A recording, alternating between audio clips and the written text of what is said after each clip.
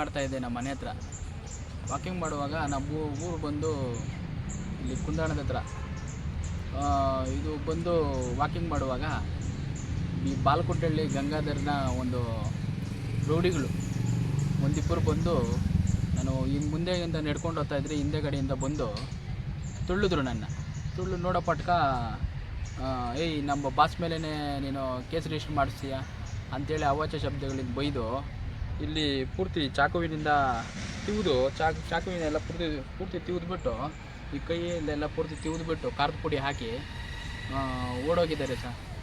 ಅದರಿಂದ ದಯವಿಟ್ಟು ನಮಗೆ ನ್ಯಾಯ ಕೊಡಿಸ್ಕೊಡ್ಬೇಕು ಅಂಥೇಳಿ ತಮ್ಮ ಮಾಧ್ಯಮದ ಮುಖಾಂತರ ಈ ಬಾಲ್ಕುಂಟಳ್ಳಿ ಗಂಗಾಧರು ಈ ನಮ್ಮನ್ನು ಅವ್ರ ಮೇಲೆ ಒಂದು ಕೇಸ್ ರಿಜಿಸ್ಟರ್ ಮಾಡಿಸಿದ್ವಿ ಈ ಚಿಕ್ಕಬಳ್ಳಾಪುರ ಒಂದು ಪೊಲೀಸ್ ಸ್ಟೇಷನಲ್ಲಿ. ಅದನ್ನೇ ಒಂದು ಸೇಡ್ ಥರ ಮಾಡಿಕೊಂಡು ಇವಾಗ ಅವರು ರೂಢಿಗಳನ್ನ ಅವ್ರನ್ನೂ ಬಿಡೋದು. ನಮ್ಮ ಮೇಲೆ FIR ಮಾಡಿಸಿದ್ದಾನೆ. FIR ನಂಬರ್ 120/2025 ಮಹಿಳಾ ಪೊಲೀಸ್ ಸ್ಟೇಷನ್ ಚಿಕ್ಕಬಳ್ಳಾಪುರದಲ್ಲಿ ಒಂದು ಕೇಸ್ ರಿಜಿಸ್ಟರ್ ಮಾಡಿಸಿದ್ದೀವಿ. ಇವ್ರ ಮೇಲೆ ಬಾಲ್ಕುಂಟೆ ಗಂಗಾಧರ ಪೋಕ್ಸೋ ಕೇಸ್ ಒಂದು ರಿಜಿಸ್ಟರ್ ಮಾಡಿಸಿದ್ದೀವಿ.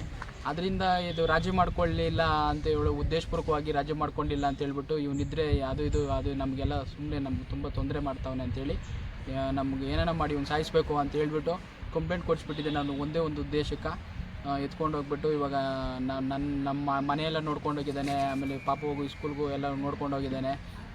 ಆ ದಾರಿಯಲ್ಲಿ ಸುಮಾರು ಜನ ಓಡಾಡ್ತಾ ಇರ್ತಾರೆ, ಯಾರು ಅಂತ ಗೊತ್ತಾಗೋದೇ ಇಲ್ಲ.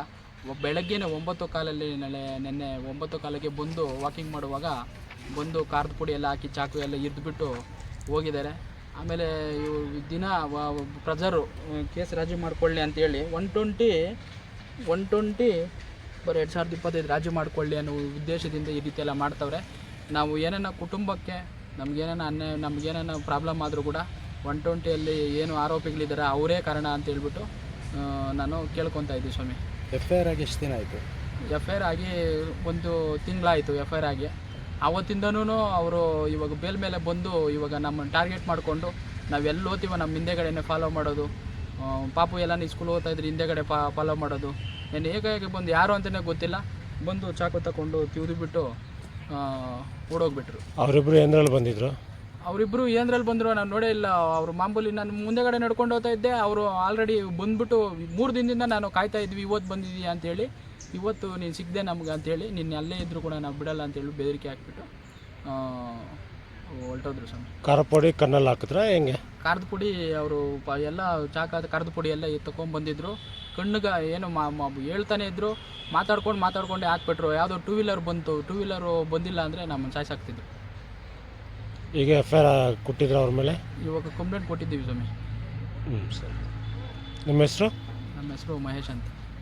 ದಯವಿಟ್ಟು ನಮಗೊಂದು ನ್ಯಾಯ ಓಡಿಸ್ಕೊಡ್ಬೇಕು ಅಂತೇಳಿ ಕೇಳ್ಕೊತಾ ಇದ್ದೀವಿ ಸ್ವಾಮಿ. ನೀವೇನು ಕೆಲಸ ಮಾಡ್ತೀರಾ? ನಾವು ರೈತರು ಸ್ವಾಮಿ, ವ್ಯವಸಾಯ ಮಾಡ್ತೀವಿ.